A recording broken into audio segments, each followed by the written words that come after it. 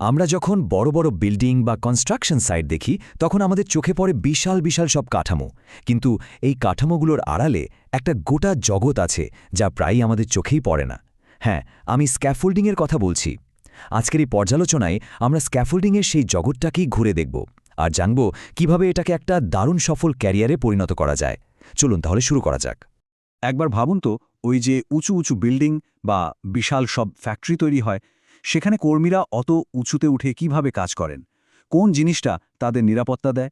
উত্তরটা কিন্তু আমাদের চোখের সামনেই থাকে, আর এটাই আমাদের আজকের আলোচনার মূল বিষয়। তো প্রথমেই একদম মূল প্রশ্নে আসা যাক।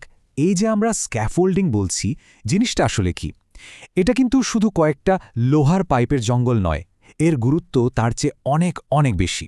যদি খুব সহজ করে বলি, স্ক্যাফোল্ডিং হলো একটা অস্থায়ী প্ল্যাটফর্ম। এটা এমনভাবে ডিজাইন করা হয় যাতে কর্মীরা আর তাদের যন্ত্রপাতি দুটোই নিরাপদে অনেক উঁচুতে গিয়ে কাজ শেষ করতে পারে। কাজ শেষ হলে আবার এটাকে খুলেও ফেলা হয়। আর এর সবচেয়ে বড় প্রধান উদ্দেশ্যটাই হলো নিরাপত্তা। ভাবুন একবার, স্ক্যাফোল্ডিং ছাড়া অত উঁচুতে কাজ করাটা কতটা খতরনাক হতে পারত।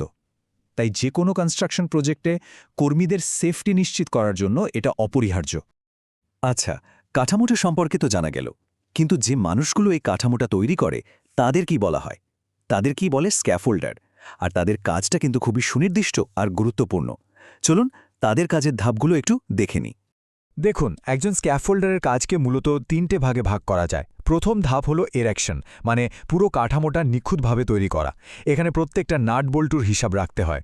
এরপর আসে সবচেয়ে জরুরি ধাপ, সুরক্ষা পরীক্ষা, মানে কাঠামোটা কতটা মজবুত, ঠিকঠাক ভার নিতে পারবে কিনা সেটা নিশ্চিত করা। আর সব শেষে যখন প্রকল্পের কাজ শেষ, তখন ততটাই সাবধানে পুরো কাঠামোটাকে খুলে ফেলা হয়, যেটাকে বলে ডিসম্যান্টলিং।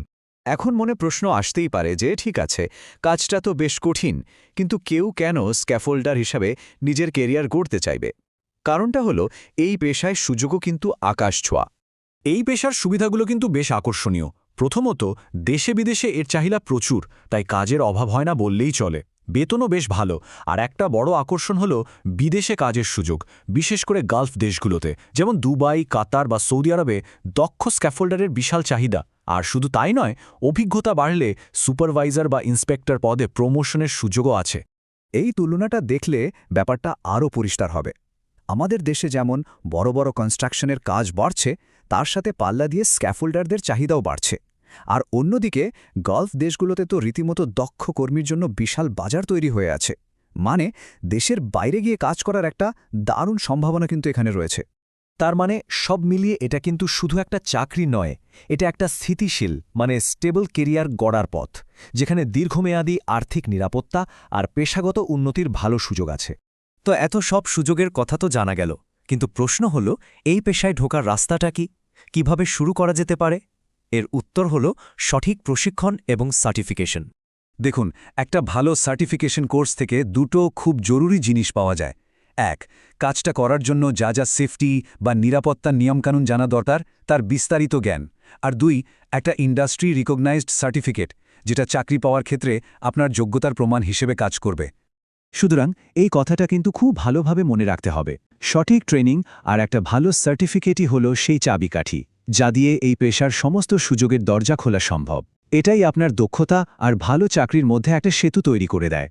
ঠিক যেভাবে একটা স্ক্যাফোল্ডিং একটা বিশাল বিল্ডিংকে সাপোর্ট দিয়ে দাঁড় করিয়ে রাখে, সেভাবেই একটা সঠিক ক্যারিয়ারের সিদ্ধান্ত আমাদের পুরো ভবিষ্যৎটাকে গড়ে তুলতে পারে। এখন প্রশ্ন হলো, নিজের ভবিষ্যৎ দিয়ে কী নির্মাণ করতে চান?